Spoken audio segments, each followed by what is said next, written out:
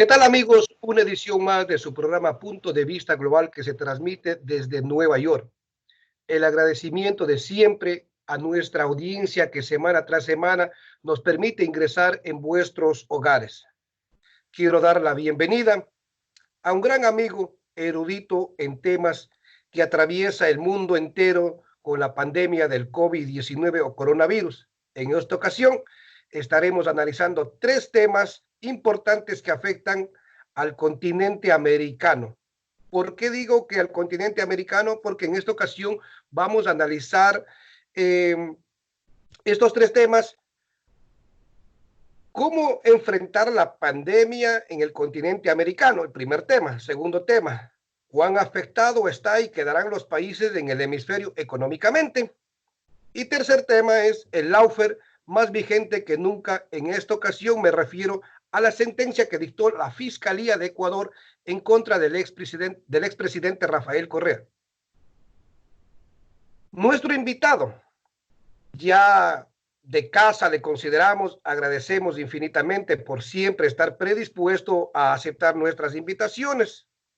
Me refiero al doctor Jesús López, quien es analista político internacional, catedrático, coordinador de la licenciatura de Relaciones Internacionales, investigador, entre otros créditos.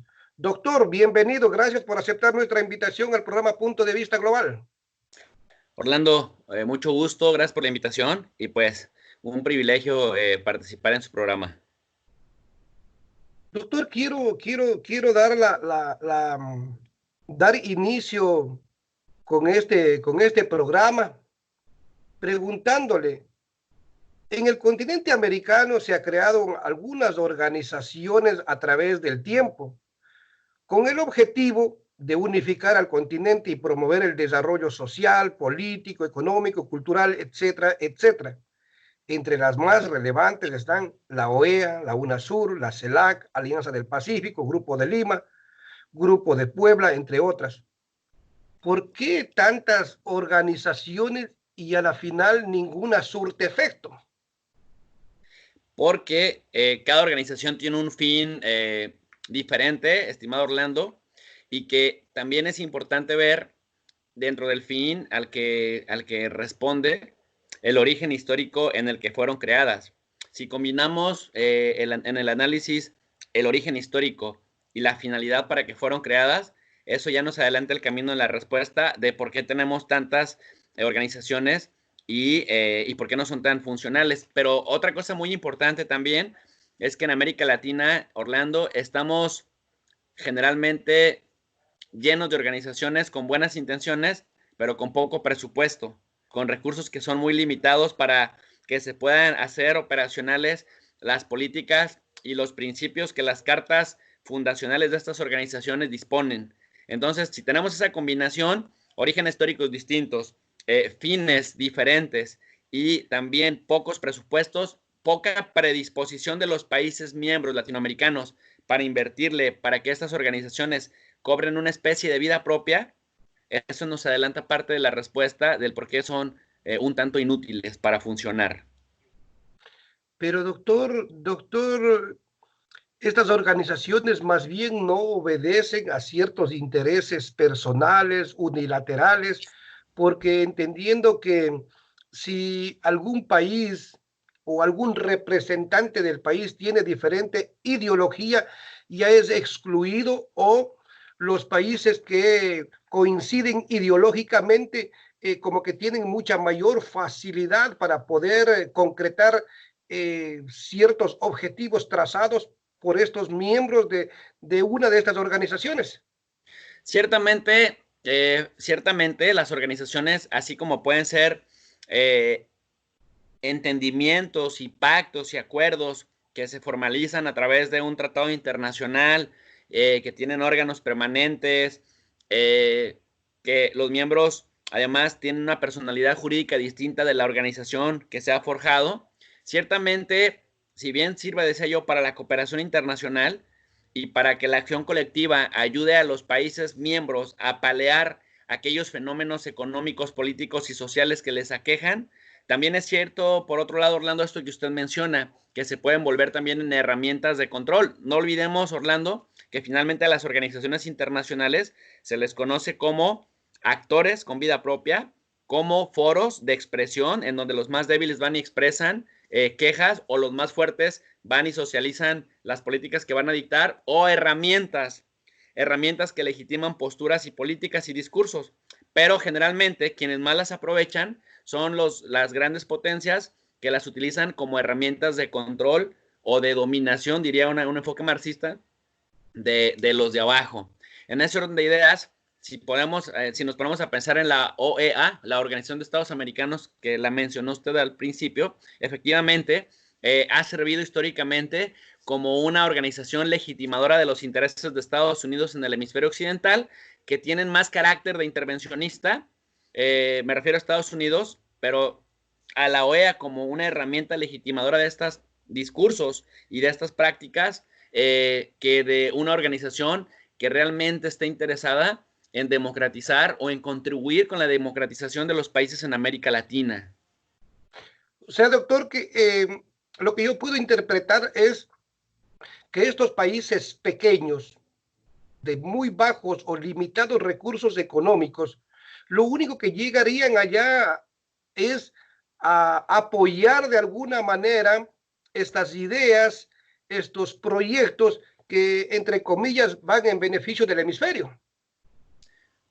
Así es. Por otro lado, otra cosa que falta agregar para responder enteramente a su pregunta, Orlando, de por qué de pronto son medio inoperantes, es porque coyunturalmente, decíamos, responden a contextos históricos con una especie como de ideología dominante entre los países fundadores. Por ejemplo, pensemos en la UNASUR, ¿no? Mientras la izquierda latinoamericana histórica en Sudamérica estuvo fuerte, le impulsaron, me refiero al Brasil de Lula, al Ecuador de Correa, a la Argentina de Cristina Kirchner, sí me explico, a la Bolivia de Evo Morales. Una vez que cambian los grupos en el gobierno en estos países, se desmorona con la rapidez con la que se había construido como una alternativa justamente a lo que dejaba de hacer la OEA, la Organización de Estados Americanos, en el Cono Sur, y otras organizaciones de corte regional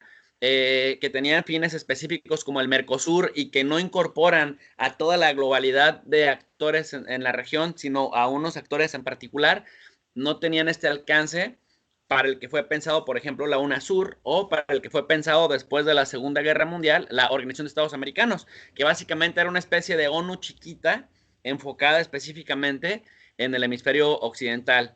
Ahora, no todo es negativo al respecto digamos, por justicia analítica o por equilibrio analítico, habrá que decirlo. Por ejemplo, pues recuérdese que desde 1902 se creó la Organización Panamericana de la Salud en el hemisferio occidental, y esta es la organización que sirve como punta de lanza o como plataforma de inspiración para lo que después fue la Organización Mundial de la Salud, justamente como una estructura pensada en crear sinergias de colaboración entre los diferentes países para socializar conocimiento que pudiera ayudarles a paliar la detonación de enfermedades, y que de alguna manera es un modelo que se exportó, digamos, de nuestro hemisferio occidental al resto del mundo desde el año de 1902, que después, bueno, fue útil en el caso de la pandemia de la influenza española en el 18.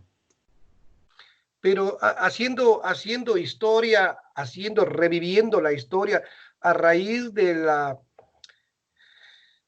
la pandemia española, que si bien es cierto solamente es el nombre de española, no porque surgió allá, pero desde esos años para acá, en realidad, el hemisferio occidental no se ha unificado para buscar proyectos que vayan dirigidos hacia los países más necesitados, hacia las masas más necesitadas. Ahora, hay algo contradictorio, doctor, y aquí va la pregunta. Si bien es cierto, hace algunos años atrás, pocos años atrás, 3 años, 4 años atrás, la UNASUR o la ideología de izquierda predominaba en el continente, ¿no? Si tan beneficiados fueron los más vulnerables, ¿Por qué en cierto momento nunca se vio ese apoyo de las multitudes a esos líderes? Más bien fue recuperando espacio la derecha. Bueno, vamos a meterle un poco de matiz al respecto. Me parece que, primero, porque históricamente nuestras naciones,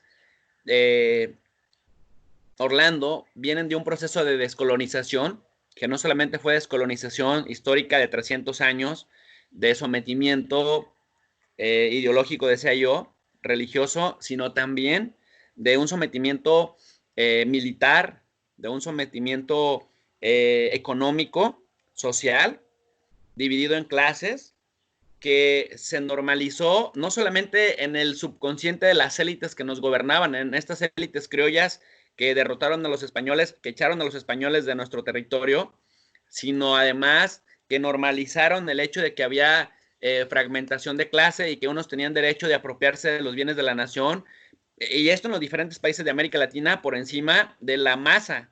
Y a la masa nos empezaron a dar trato de subordinados, de entes que con pocos recursos podrían sobrevivir. Y eso lo fuimos normalizando con la ayuda de la televisión, con la ayuda de sistemas educativos deficientes que nos han enseñado más a adorar a nuestros héroes patrios y a nuestros símbolos y a nuestros himnos nacionales, más que a crear conocimiento científico, por ejemplo, como pasa en Malasia, en Singapur, en Corea del Sur, en la misma China, en Japón. Y en ese orden de ideas, Orlando, estamos hablando de un proceso de dominación de siglos que de alguna manera cuando llegan las izquierdas, que además llegan por periodos muy breves, o sea, usted me podrá decir, bueno, pero Correa estuvo 10 años en Ecuador, Lula estuvo dos periodos, después a su sucesora, a Dilma Rousseff, duró un periodo y medio, bueno, pero estamos hablando de 10, 12, 13, 14 años versus todo un proceso estructural, mental, económico y social, político y militar de décadas o de siglos, como lo acabo de mencionar, y entonces, uno, no fue suficiente. Y otro, el hecho de que la izquierda llega, que llegan movimientos progresistas a nuestros países, no implica que los que son derrotados temporal y coyunturalmente, Orlando, la derecha, se queden con las manos cruzadas.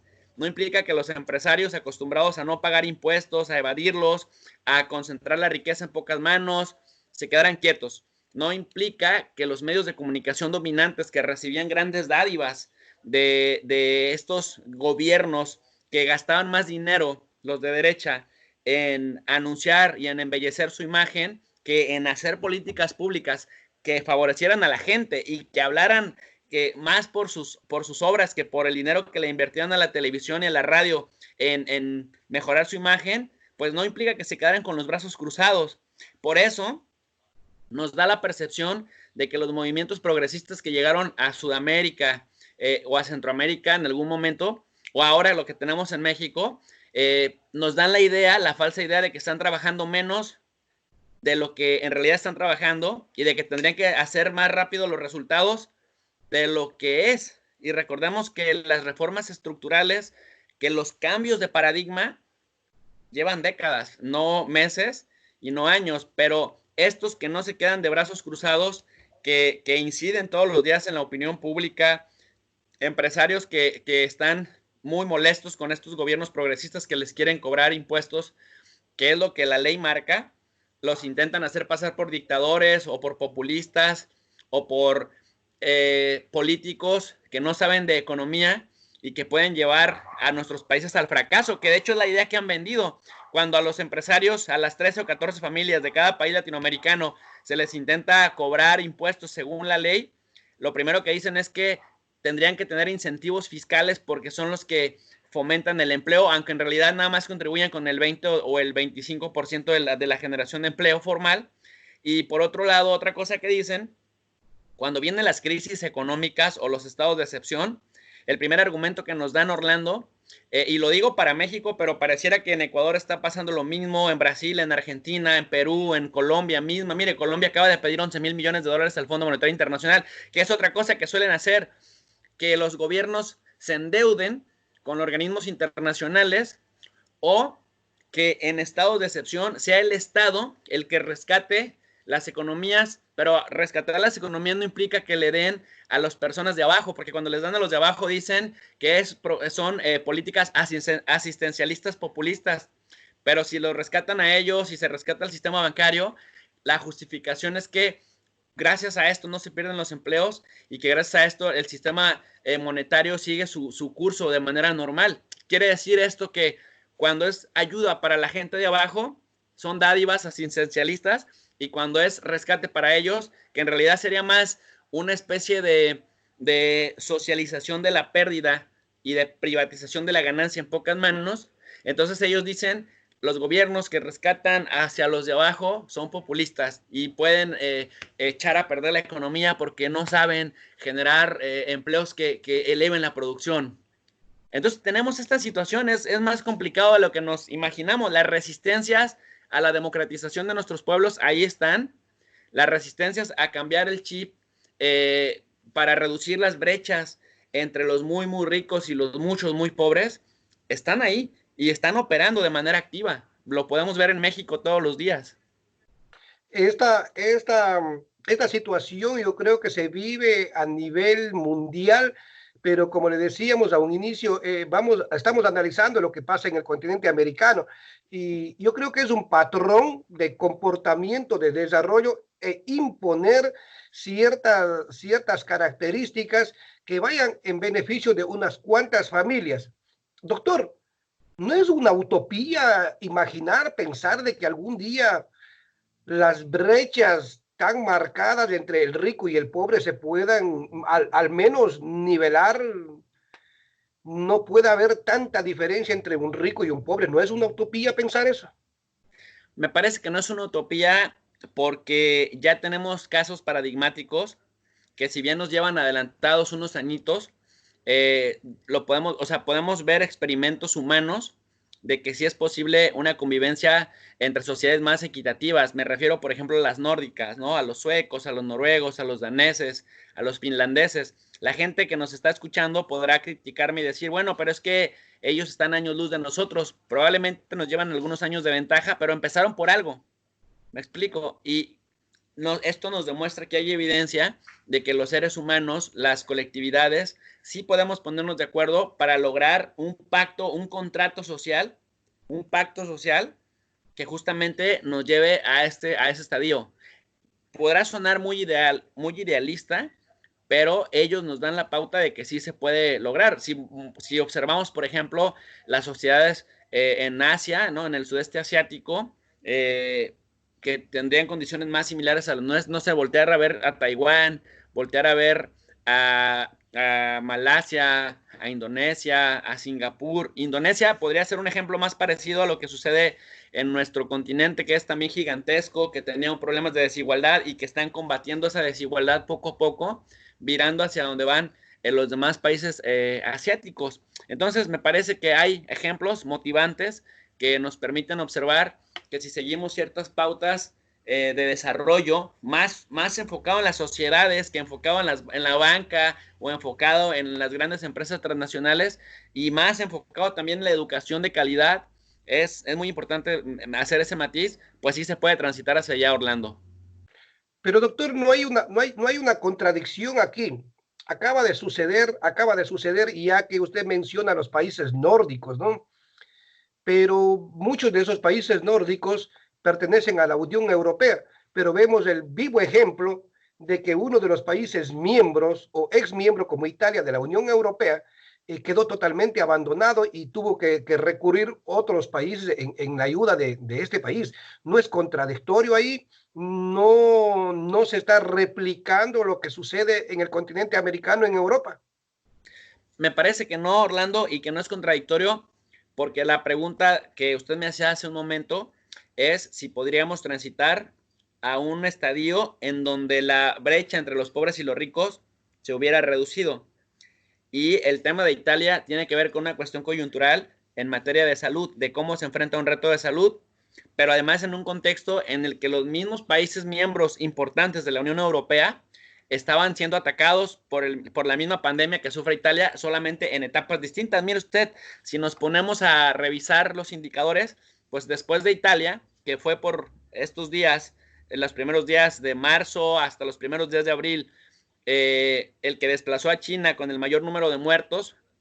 A la primera semana de abril estamos hablando de que ya tiene cerca de 20,000 muertos, Italia. Pero luego cuando pensamos en el segundo lugar, sería España, que tiene cerca de 17,000 muertos. Si luego pensamos quién viene detrás de él, encontramos a Francia con casi 14,000 muertos. No es cosa menor, estamos hablando de las grandes potencias del mundo. Y detrásito viene el Reino Unido con 11,000 muertes.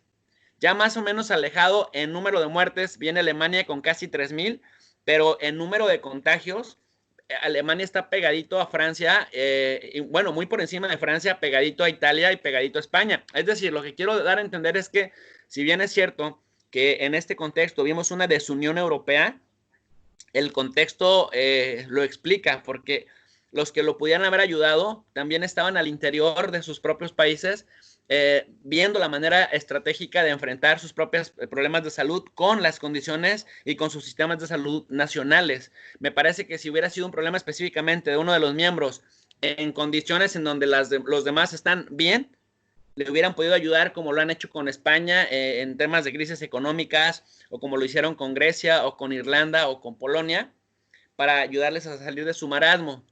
Pero esto particularmente que me comenta Orlando, tiene que ver más bien con que la crisis de salud les llegó parejito a los importantes de la Unión Europea. Doctor, volviendo al continente americano. Sí.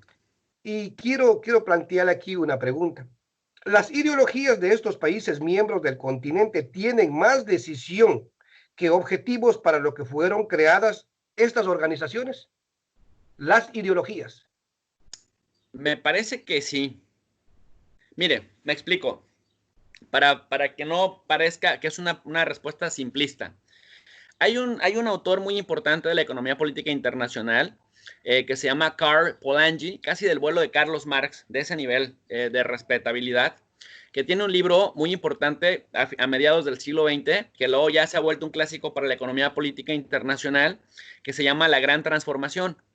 Y en este libro de La Gran Transformación desmiente que las guerras mundiales hayan tenido que ver más con nacionalismos y con racismo que con sistemas económicos en disputa, es decir, con ideologías económicas más que con ideologías nacionalistas o con ideologías religiosas, como históricamente nos venden la idea de que es por fundamentalismos religiosos o por fundamentalismos políticos.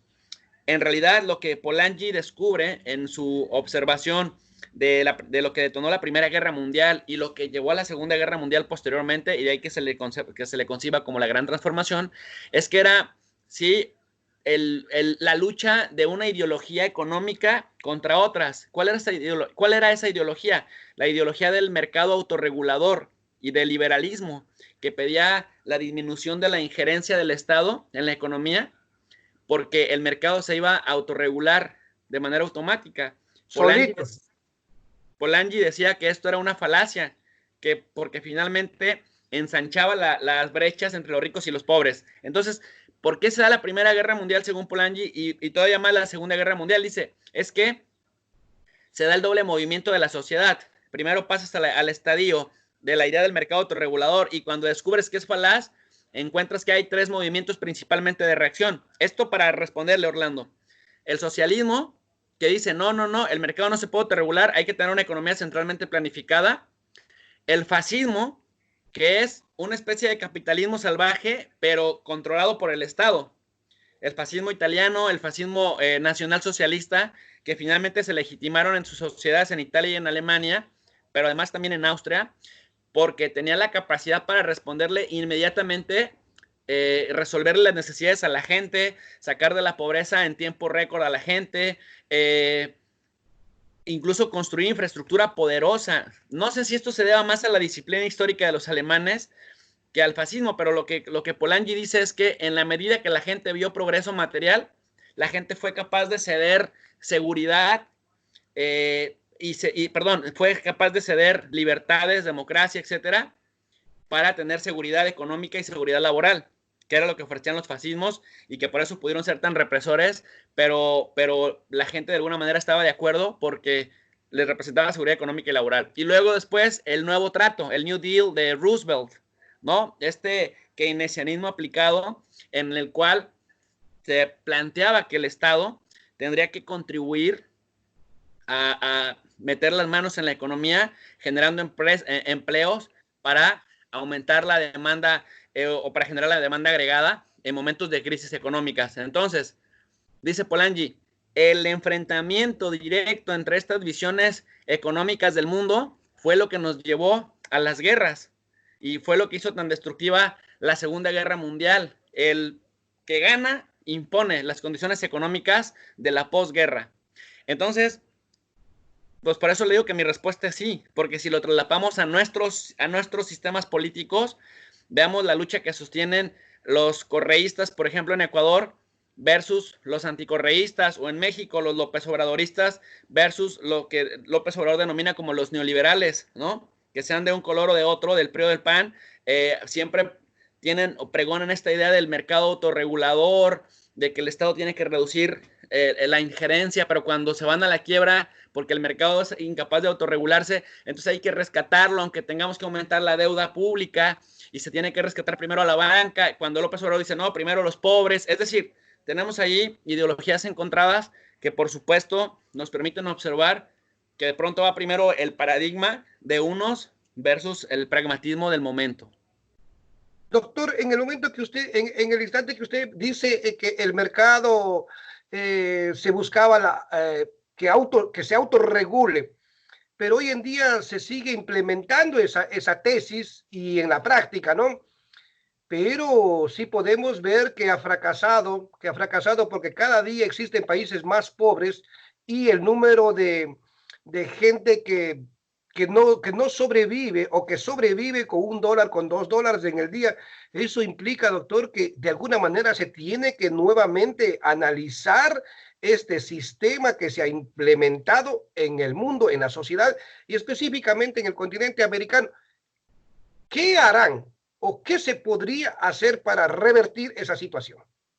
Sí, pues mire, Orlando, de hecho, con esto que usted menciona era a lo que me refería, que justamente Polanyi lo que decía en la gran transformación es que esta idea del mercado autorregulador que tanto promueven los de la economía ortodoxa, los de la economía clásica, liberal, era justamente esto, que el mercado no se autorregulaba y que la economía liberal, sin la intervención estatal, propiciaba más pobreza, o sea, propiciaba el ensanchamiento entre los ricos y los pobres y que atentaba incluso con la existencia de la clase media.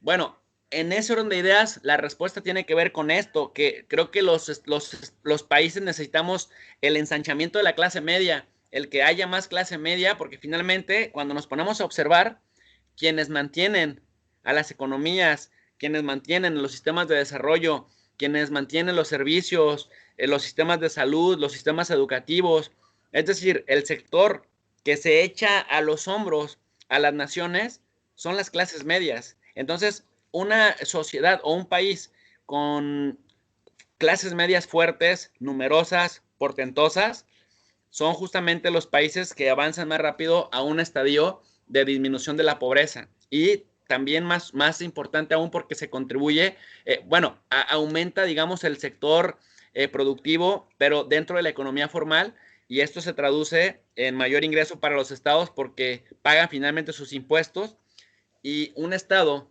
que concentra una buena cantidad importante de recursos, pero además con una clase media que está observando y que está vigilando y que ha desarrollado mecanismos de control y de rendición de cuentas, hace más eficiente, es decir, tiene todo un círculo virtuoso que hace más eficiente la operatividad del Estado. Porque si nos ponemos a observar cuál es la realidad de nuestras sociedades, muy pocos ricos con mucho dinero, que además no quieren pagar impuestos como la ley de los países lo establece, y luego tenemos a una base muy amplia de pobres que de pronto tampoco pueden pagar tantos impuestos porque no están dentro de la economía formal y pagan el IVA, el impuesto al valor agregado, cuando consumen, pero generalmente son los que menos consumen en la economía formal. Entonces, nuestras clases medias de alguna manera cargan en sus hombros hacia arriba y hacia abajo. De ahí que sea tan importante tener políticas centradas en no solo en el mantenimiento de la clase media, sino en su fortalecimiento. Doctor, pero ahí yo veo que no sé realmente qué es lo que le falta al ciudadano, a las masas. Porque si bien es cierto, por muchos años, por siglos, por muchísimos años, hemos sido nosotros los explotados, hemos sido los que sostenemos a ese grupito muy minúsculo de millonarios, pero en el momento que de pronto sale un candidato con nuevas propuestas y se queda gobernando por un cierto periodo, ¿por qué cuando viene la derecha con otras propuestas y desvirtuando o deslegitimando lo que realizó esos gobiernos de izquierda, por qué la gente vuelve nuevamente a dar su apoyo en las urnas a estos candidatos o a estas personas o a estos millonarios que nos han ido explotando por años? ¿Qué falta ahí en la sociedad? Conciencia de clase. Mire, usted como ecuatoriano no me dejará mentir de algo que decía Rafael Correa, que me parece muy brillante.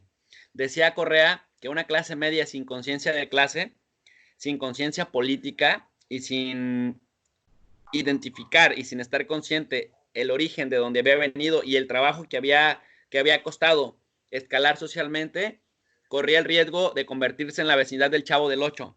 Sí. ¿No? Decía, tienes a una doña Florinda que constantemente se siente superior a los demás, que abusa constantemente de un don Ramón, el típico desempleado que da lo que tiene a los demás.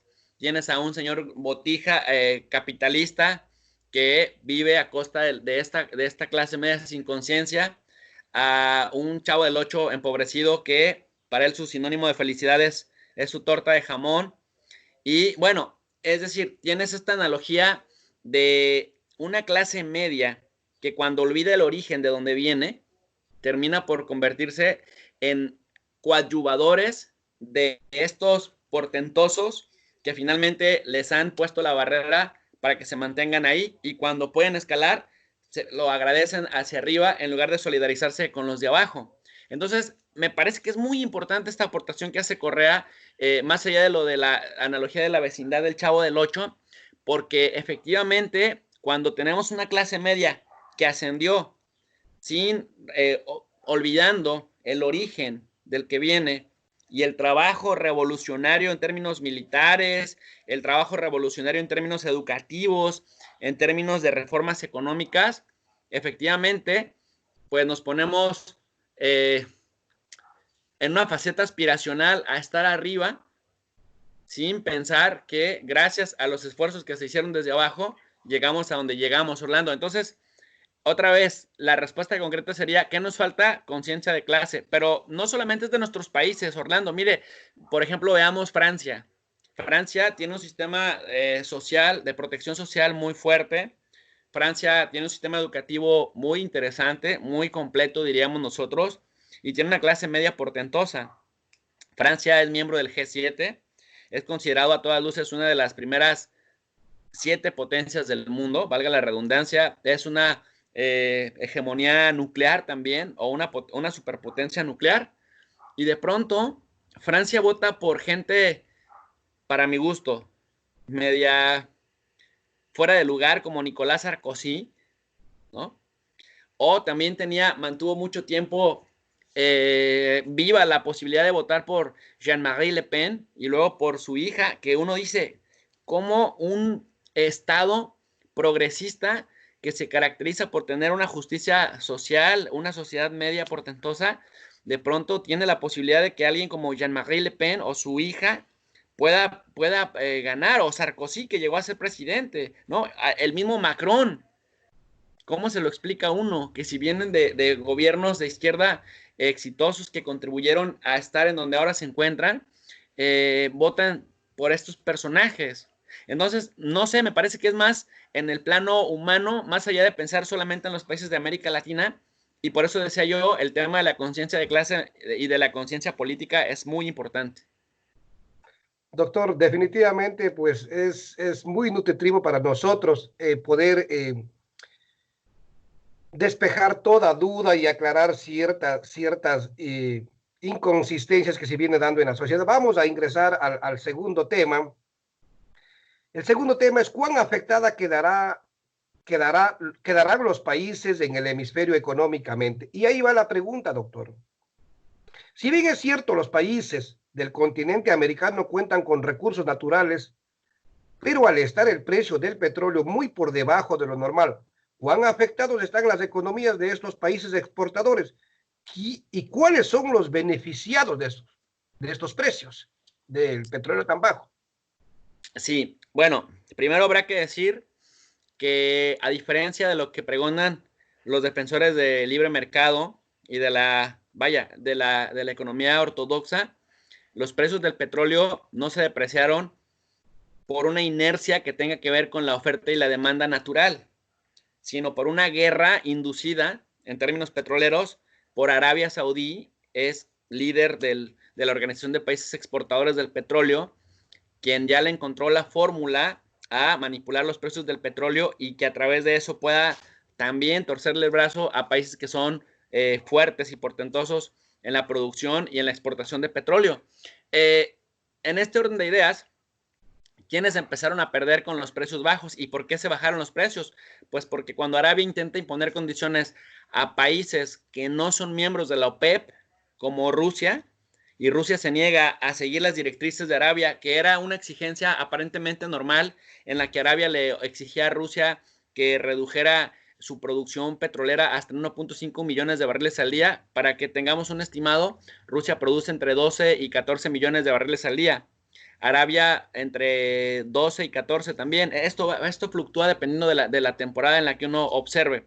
Pero la exigencia de Arabia a Rusia era porque Rusia de alguna manera defiende todos los intereses que son contrarios a los intereses de Arabia en el Medio Oriente, ¿no? Recordemos que no podemos sacar de la ecuación las rivalidades que existen por Siria. Recordemos que Arabia armó toda una red de países sunitas que querían derrocar a Bashar al-Assad en Siria y que Bashar al-Assad se tuvo que replegar a Tartus en Siria y con la ayuda de Rusia, que literal entró con la ayuda militar y con dinero, lo sostuvieron. Y esto Arabia pues no se lo podía permitir a Rusia, lo estuvo saboteando, bajando la producción y luego después aumentando la producción para bajar los precios. Cuando Rusia se convierte en la segunda potencia productora de petróleo, entonces a los árabes se les ocurre aumentar la producción para tumbar el precio. Putin dice, ok, vamos a aguantar, pero resulta que Estados Unidos no puede aguantar porque Estados Unidos también desde hace unos 5 años se convirtió en una potencia petrolera, la principal potencia petrolera, dejando abajo pues a países como Irak, Irán, Venezuela, la mismísima Arabia, a la mismísima Rusia. Y cuando se dan cuenta que Arabia, por quererle afectar los intereses petroleros a Rusia, también está afectando el precio del mercado para Estados Unidos y que la extracción, la distribución del petróleo, de producir cada barril, le está costando más caro a Estados Unidos o no con los rendimientos esperados, entonces exige a Arabia que lleguen a un acuerdo con Rusia, que se propongan ellos dos disminuir la producción de petróleo en 2.5 millones de barriles cada uno y que otros miembros, tanto de la OPEP como miembros, digamos, de la OPEP Plus, que no son parte de la OPEP, pero que son importantes petroleros como México, como Noruega, como Brasil, que entre todos ellos cumplan con la cuota de reducir otros 5 millones de barriles para completar aproximadamente 10 millones de aquí por lo menos lo que es mayo y junio del 2020 y que después de junio a diciembre del 2020 la producción se baje a 8 millones nada más y después de enero del 21 a abril del 22 la producción se baje a 6 millones, comprometiéndose todos para que el precio del barril vuelva a subir, porque con esto le respondo, ¿quiénes pierden con los precios del barril bajo? Pues las economías petroleras, los países que tienen mayores ingresos vía venta de petróleo, que son pocos, pero que esos pocos dependen muchísimo, en buena medida, del petróleo. El mismo Arabia me parece de pronto muy suicida porque tiene finanzas públicas deficitarias. Quiere decir que gasta más de lo que ingresa y pudiera parecer irónico porque es uno de los países que más gana dinero con la venta de petróleo, Orlando, pero justamente ha utilizado el petróleo como un arma de sabotaje o de boicoteo a los demás países, y de pronto tiene también un aparato gubernamental muy grande, muy grueso, muy costoso. Ahora sí que se dan vida de príncipes, porque literal son príncipes, los descendientes del rey Abdulaziz, y ahora este príncipe heredero de la corona, Mohammed bin Salman, le dicen el Mr. Everything, porque está en todo, controla todo, y manda a matar o encarcelar a sus propios tíos, a sus propios primos, que siente que le hacen competencia. Impone todo en Arabia. Entonces, ¿qué sucede con este señor? Que cuando ven que hay algún competidor o algún adversario, ya sea en la región como Irán, o ya sea en el plano internacional como Rusia, o ahora que no consideraban que México se iba a oponer a esta imposición literal, que México se iba a oponer a reducir su producción petrolera como se la exigía Arabia, y que todavía hasta el momento, hasta el 10-12 de abril, Arabia sigue presionando para que México sea parte de este gran acuerdo, y México dice no, porque finalmente estos señores están acostumbrados a imponer todo. Entonces, la idea, según esto, es que si se baja el precio el número de barriles que se producen al día, esto va a aumentar progresivamente el precio del barril, y nos dicen, oigan, pues produzcamos menos, vamos a ganar más, pero pues México no quiere. Y México no quiere por una simple y sencilla razón, porque en los últimos 2 sexenios, los gobiernos neoliberales en México dejaron morir Pemex paulatinamente para poder justificar que la gallina de los huevos de oro había fracasado. Hasta el 40% del ingreso del gobierno Orlando provenía de Pemex, pero estos querían hacerlo para poder justificar la reforma energética que permitió que se perdiera soberanía energética en México, que es la que se está intentando recuperar en este gobierno. Entonces, bueno, a grandes rasgos, si efectivamente hay precios del petróleo bajos, los países que dependemos de la venta de petróleo perdemos. Pero en México pasó una cosa muy interesante que no sucedía antes. Bajaban los precios internacionales del petróleo, pero en México no bajaba la gasolina. ¿Por qué? Porque muy poca de la gasolina que tenemos acá la refinamos acá. Por eso es que ahora se está intentando crear una refinería, y eso también tiene muy dolidos a los malquerientes del presidente, que está queriendo recuperar la soberanía energética.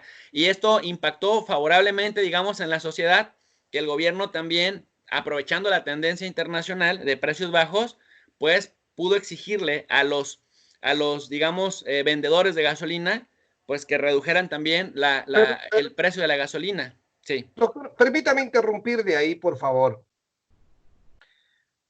Si los países que dependemos o que los países que tienen el ingreso, el mayor ingreso per cápita por cada barril, dependen del petróleo, ¿cuáles serían las otras alternativas para equilibrar el presupuesto de cada nación? Sí, por supuesto. En el caso, por ejemplo, de los países del hemisferio occidental, tenemos una ventaja que no tiene, por ejemplo, otros países en Asia o incluso en el mismo Europa.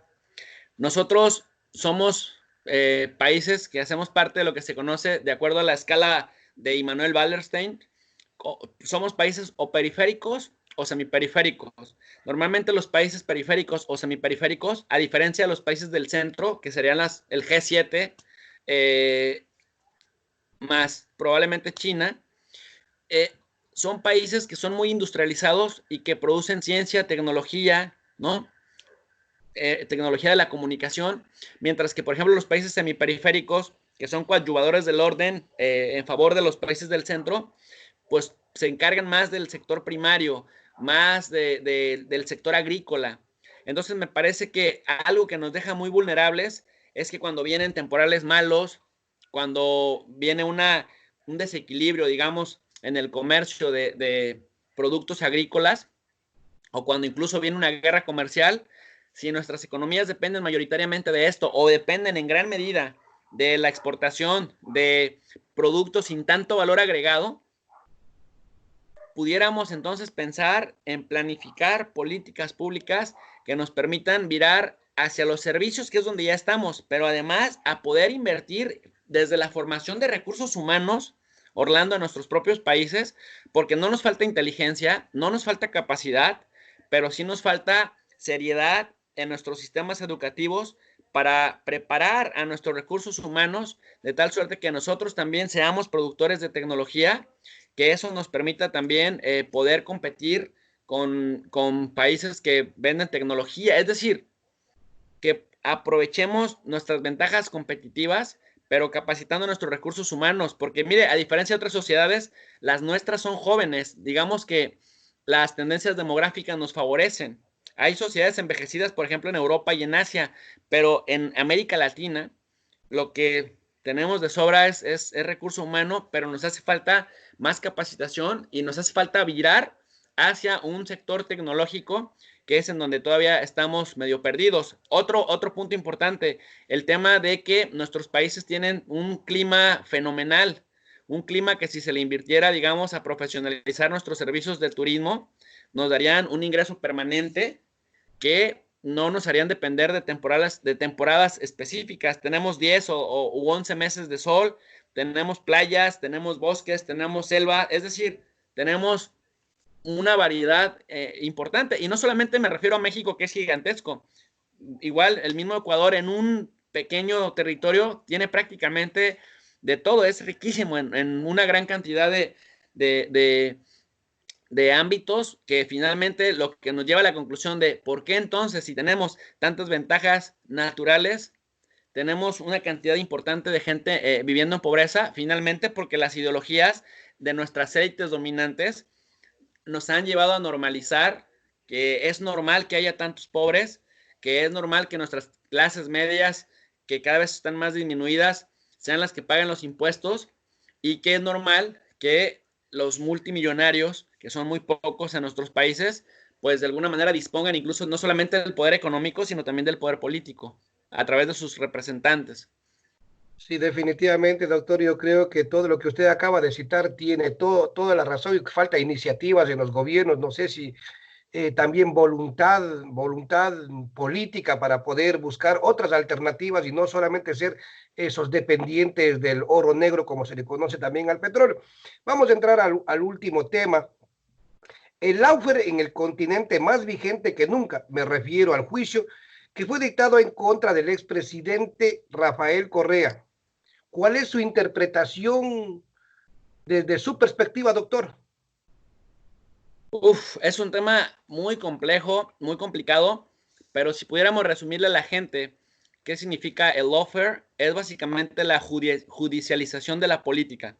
Es decir, que los nuevos funcionarios en el gobierno intentan, apoyados por empresarios y apoyados por medios de comunicación, vinculados generalmente a las élites que históricamente han dominado ese país, en Ecuador, intentan ganar por la vía judicial lo que difícilmente podrían ganar en las urnas a través de competencias democráticas equitativas. ¿Y a qué me refiero?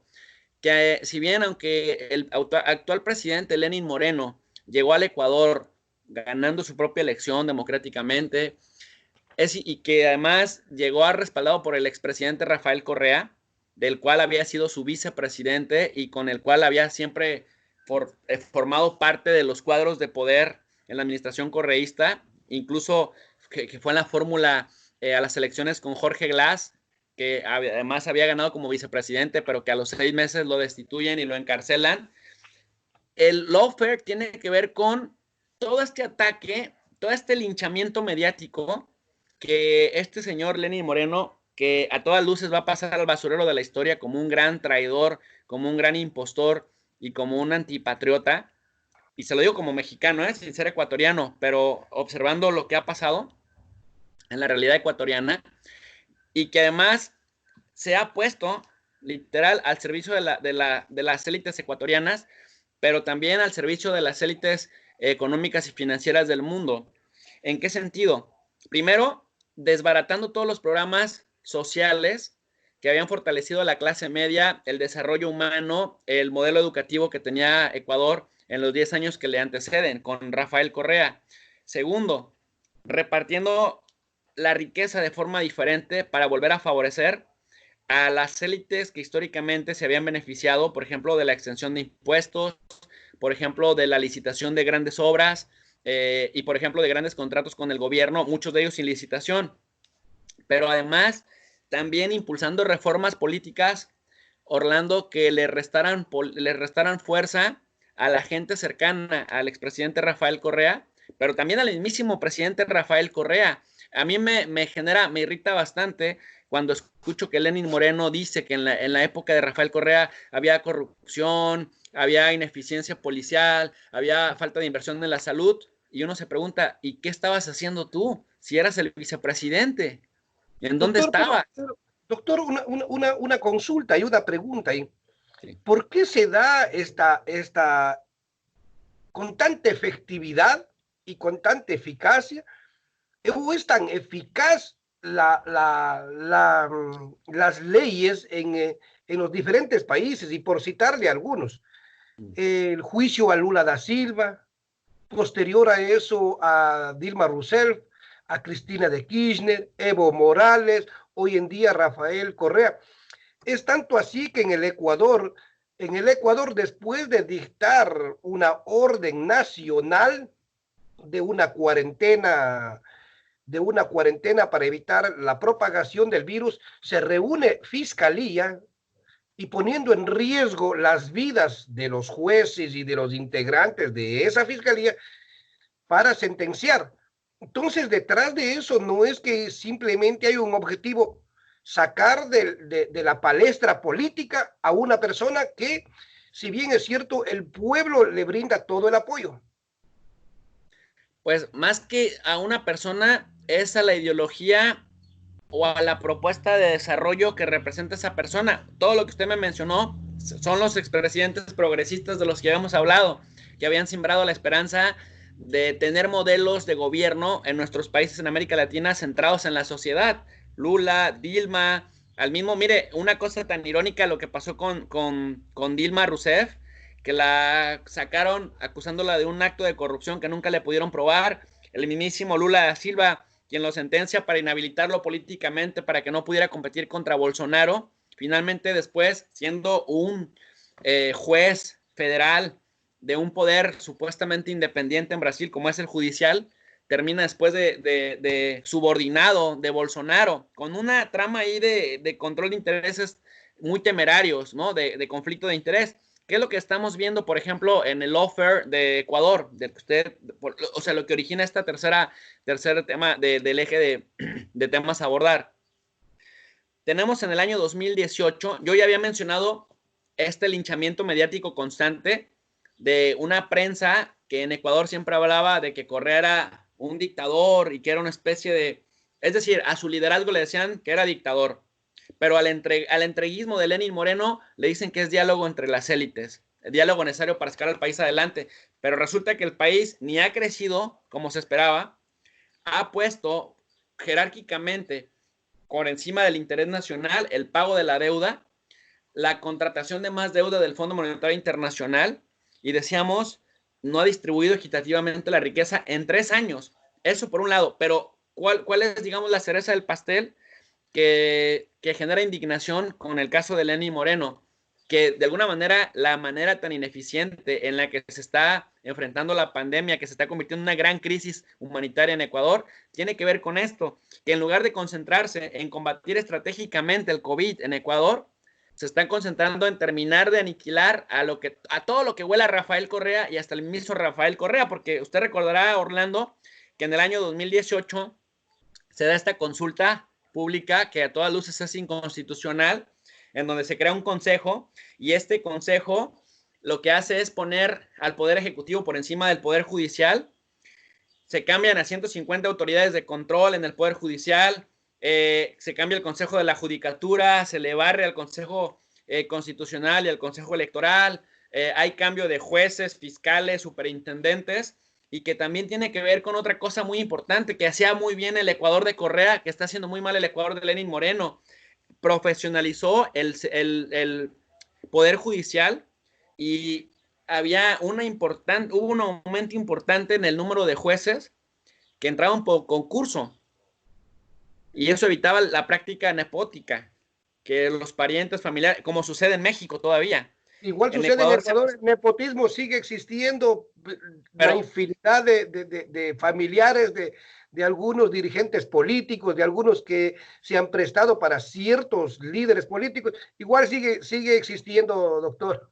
pero con Rafael Correa se empezó a disminuir. Con Lenin Moreno, en estos 3 años que lleva de gobierno, empezó otra vez a reducir el porcentaje de jueces que entraron por concurso, ya solamente quedaron el 40%. O sea, si hubo un retroceso de algo que se había estado combatiendo.